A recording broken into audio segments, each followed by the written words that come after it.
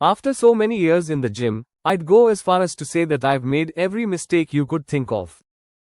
That said, I wouldn't trade those mistakes for the world, because those mistakes all turn to important lessons that I want to share with you today.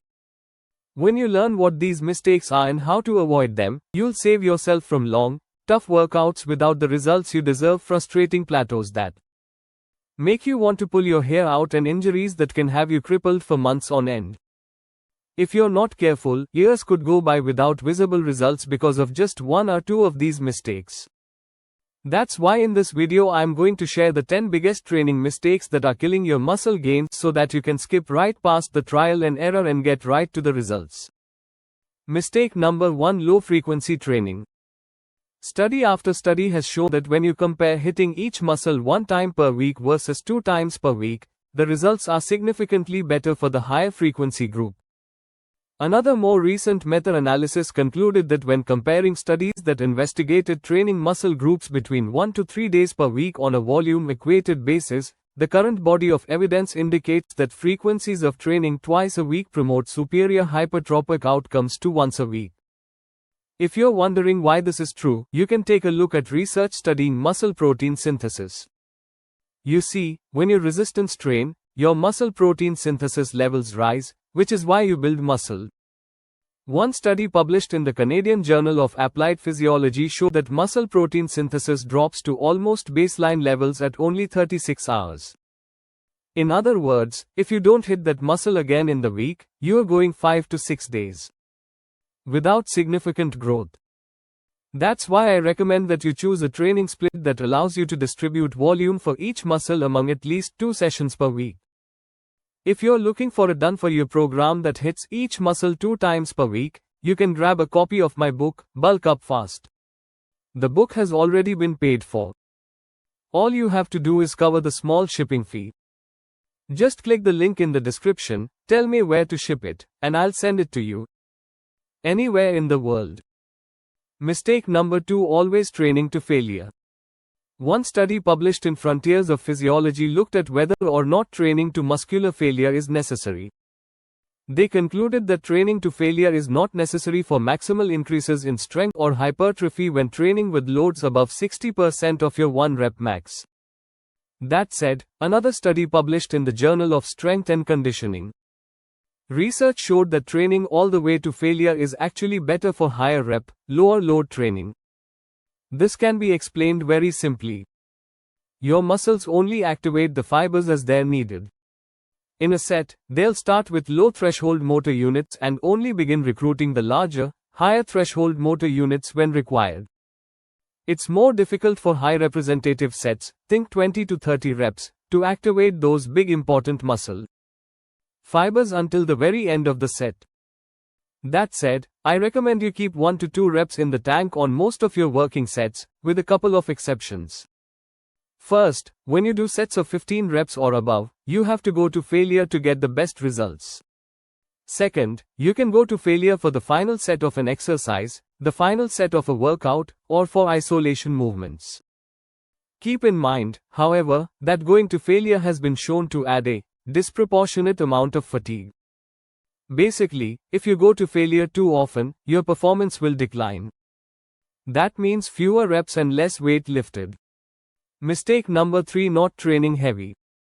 I'm sure you've heard that the muscle building rep range is 8 to 12 reps. This is a sound suggestion since it has the best of both worlds. It's heavy enough to allow you to build strength to help with progressive overload, and it's light enough so that you can actually perform enough quality volume. That said, it's missing one crucial component: lifting heavy weights. When you do sets of 5 or 6 reps and even as low as 3, you're more likely to build strength. A 2017 study compared lifting weights in different representative ranges. They found that lifting as low as 3 reps per set and as high as 30 reps per set builds muscle equally well, but the heavier representative ranges help the lifters get much stronger. There are just a couple of caveats. First, very high reps sets should be taken to failure to activate all the muscle fibers like we already talked about. On the flip side, when you lift heavy, such as 6 reps and below, you'll likely feel more fatigued and struggle to perform enough quality volume. That's why I recommend including some heavier sets in the 3 to 6 representative range, but only for about 20% of your training. This will ensure that you'll keep getting stronger so that you can lift more weight, perform more volume, and thus place more overall tension on your muscles. Mistake number 4, chasing the pump.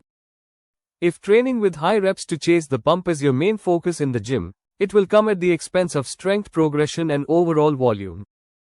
One study published in the Journal of Strength and Conditioning Research showed that there's a dose-response relationship between volume and muscle growth.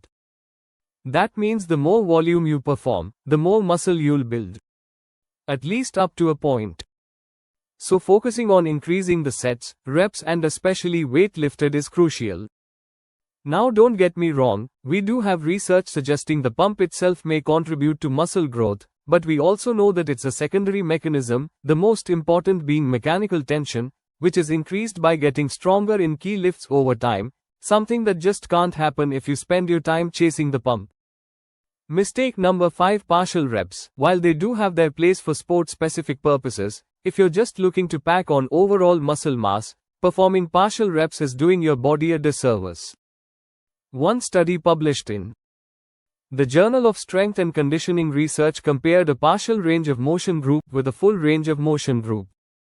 The full range of motion group increased their bicep strength by 25.7%, while the partial range of motion group increased by only 16%. Not only that, but the full range of motion group experienced significantly greater muscle gains. To put it simply, research shows that a full range of motion is significantly better than a partial range of motion for both muscle and strength. Mistake number 6, not tracking your workouts. The principle of progressive overload states that you must increase the demands on your body over time. If you don't, your body will just adapt and have no reason to get bigger and stronger. This is why I strongly suggest keeping track of the sets, reps, and weight for every exercise in every workout to ensure you are actually improving. At the very least, it eliminates guesswork so you know what exact targets to surpass. Mistake number 7, too much volume. There comes a point at which doing more volume isn't necessarily better. What I mean is that doing more sets and more exercises won't always mean better results. The truth is, if you're actually training hard, you probably won't need that much volume. A German volume training study from 2018 compared lifters doing 5 sets of 10 or 10 sets of 10 for the prime exercises in each workout.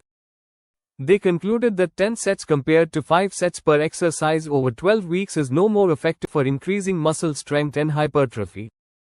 This isn't to say that you must do 5 sets instead of 10, but rather that there is a limit to the amount of volume we should be doing in order to maximize muscle growth. This is why I recommend hitting each muscle with 10 to 20 total sets per week until you get a better understanding of how much volume you as an individual actually needs. Mistake number 8. Not deloading. There's something called the fitness fatigue model. It states that as you train, your fitness will go up, but over time you won't be able to tell because your fatigue builds up as you continue training. That fatigue masks your fitness. In other words, although you are making progress, your performance will suffer because of a buildup of fatigue. That's why I recommend deloading every 4 to 12 weeks.